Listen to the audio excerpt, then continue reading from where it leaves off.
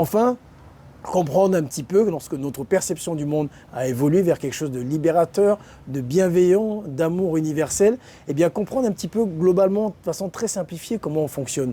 Nous avons plusieurs phases dans notre cerveau, si j'ose dire, qui est intéressant de saisir pour pouvoir diriger et utiliser notre ordinateur central, qu'est ce cerveau, vers la génération en permanente du bonheur. Tout d'abord, nous avons ce cerveau qu'on appelle le cerveau reptilien, qui fait quand on est bébé, par exemple, on a faim, on pleure. Aujourd'hui, nous vivons en société que nous avons fait évoluer et ces réactions impulsives ne sont peut-être pas forcément adaptées à l'environnement et aux situations que nous vivons la plupart du temps. Il faut donc essayer de dépasser cela, mais comprendre à quoi ça sert et comprendre ce qui est essentiel dedans. Nous avons un tas d'hormones qui nous mettent dans des états différents.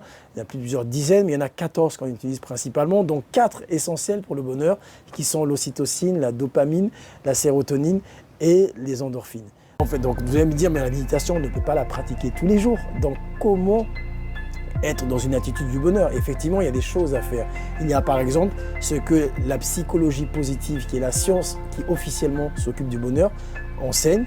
Et selon les dizaines, voire les centaines d'études faites sur le bonheur depuis quelques décennies, la psychologie positive a pu regrouper 5 éléments qu'on retrouve de façon commune chez les gens heureux. D'abord, ils appellent ça le PERMA.